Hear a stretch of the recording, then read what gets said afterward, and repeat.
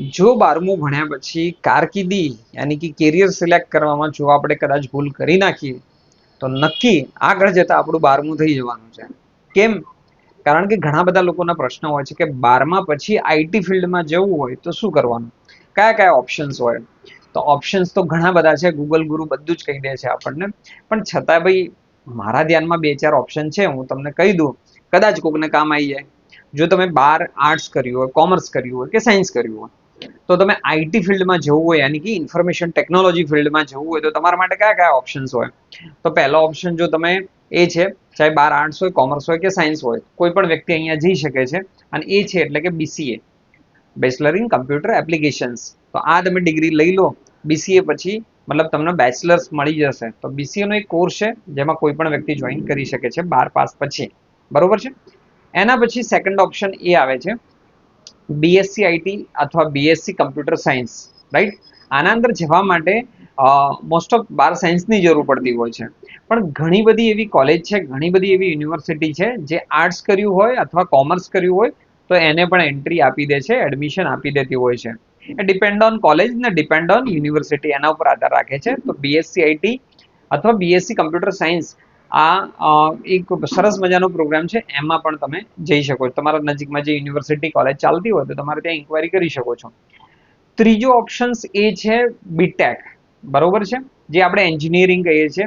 તો આ ટેકનોલોજી ક્ષેત્રમાં એન્જિનિયરિંગ તમારે કમ્પ્લીટ કરીને જવું છે તો પણ ઓપ્શન છે, કારણ કે બીટેકમાં મોસ્ટ ઓફ તમારું 12th સાયન્સ જોઈએ, પીસીએમ જે કહીએ છીએ, ફિઝિક્સ, કેમેસ્ટ્રી અને મેથેમેટિક્સ, આ તમારી પાસે છે તો એના માટે બીટેક વાળો ઓપ્શન એક સરસ છે. પણ આઈટી ફિલ્ડમાં જો તમારે જવું હોય તો બીટેકની અંદર પણ અલગ અલગ ઓપ્શન્સમાં કઈ રીતે આવે.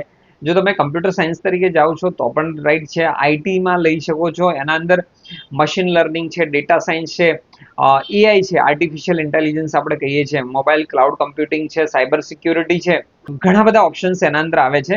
તો એમાં કોઈ પણ ઓપ્શન લઈ શકો છો. યાની કે 12 સાયન્સ પછી તમારું પીસીએમ છે તો બીટેક કરીને પણ એમાં એન્ટ્રી લઈ શકો છો.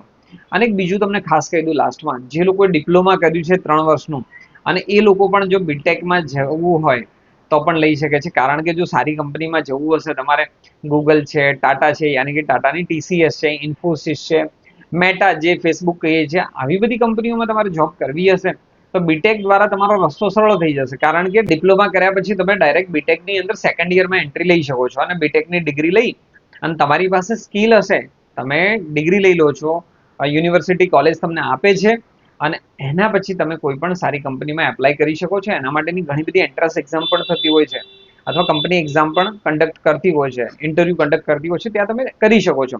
હા, જોબ કરવા માટે તમારી પાસે સ્કિલ જોશે, તમારી પાસે આવડત જોશે, તમારી પાસે programming, front end, back and લેંગ્વેજમાં ચાહે સી++, પાયથન, ઘણી બધી લેંગ્વેજ છે, એની તો બહુ મોટી લાઈન છે. અને આ જો તમે ડિગ્રી લઈ લીધી પણ તમારી પાસે સ્કિલ નહીં હોય તો જોબ માટે તો કાઠું જ છે, એ તો સમજી જ લેજો. એટલે આવડત તો તમારી પાસે જોઈએ. જો તમે આ બધું ભણી લીધું છે, ડિગ્રી લઈ લીધી છે, અને હજુ એ તમને લાગે છે ભાઈ કોલેજમાં બંક જ માર્યા છે, લેક્ચર એટેન્ડ કર્યા નથી આવડતું, કારણ કે ઘણા બધા સ્ટુડન્ટ્સ અમારા ધ્યાનમાં આવતા હોય છે, આવું બધું શીખતા હોય છે, એટી લઈને ફરતા હોય છે. પણ જો તમે તમારું ભલે ક્લિયર નથી કર્યું અથવા ક્લિયર થઈ ગયું છે ને આવું બધું શીખવા માંગો છો તો એના માટે આઈટી સેન્ટર ઓપ્શન છે. હું તમને મારા સેન્ટરનો નંબર આપી દઉં, 7990823848. તમે અમારા પાલનપુર અને ડીસા સેન્ટરમાં ભણી શકો છો, અથવા અમારી પ્લે સ્ટોર પર એપ્લિકેશન છે આઈટી સ્કિલ કરીને. તો આના રિલેટેડ તમારો કોઈ પણ સબ્જેક્ટ છે એનું તમે કોચિંગ લેવા માંગો છો, શીખવા માંગો છો, તો ત્યાંથી પણ લઈ શકો છો. અને છેલ્લે ઓપ્શન એક બીજો પણ આપી દઉં, તમારે આ બધું ના કરવું હોય ને તો અમે ફ્રીમાં ડેમો લેક્ચર અમારા ચાલતા હોય છે, એનું અમારું એક વોટ્સઅપ ગ્રુપ છે, એને જોઈન કરી લેવાનું ફ્રીમાં. ના તો પૈસા તમારે લેવાના છે, ના તો પૈસા આપવાના છે, ફ્રી ડેમો લેક્ચર છે. તમારે અમારા ફ્રીમાં લેક્ચર એટેન્ડ કરો, જ્યાં તમને ઘણું બધું લેંગ્વેજ અને પ્રોગ્રામિંગ, મલ્ટીમીડિયા, એનિમેશન, ગ્રાફિક્સ, રાઈટ ને, financial accounting, Tally, Microsoft, AutoCAD, આ બધા જે મેં ડેમો લેક્ચર કરી રહ્યા છીએ એ ફ્રીમાં છે, કોઈ ચાર્જ નથી. તો આના માટે તમારે શું કરવાનું છે, આના માટે તમને જે બી પ્લેટફોર્મ, યુટ્યુબ યા ઇન્સ્ટા, વોટ એવર, કોઈ પણ જગ્યાએ તમે જોઈ રહ્યા છો તો બાયો ક્યાં જવું તમને બધું ખબર છે, આના માટે મારે વધારે કહેવાની જરૂર નથી. ડાયરેક્ટ તમારા વોટ્સઅપ જે ગ્રુપ છે, ફ્રી ડેમો લેક્ચર છે, ડાયરેક્ટ એમાં જોઈન થઈ જાઓ. એમાં લિંક તમને આવતી જ હોય છે જ્યારે લેક્ચર થતું હોય છે ત્યારે, તમે ફ્રીમાં એટેન્ડ કરો. તો આ 12મા પછી કયા કયા ઓપ્શન છે એ મેં તમને બતાવવાનો એક નાનો પ્રયત્ન કર્યો છે.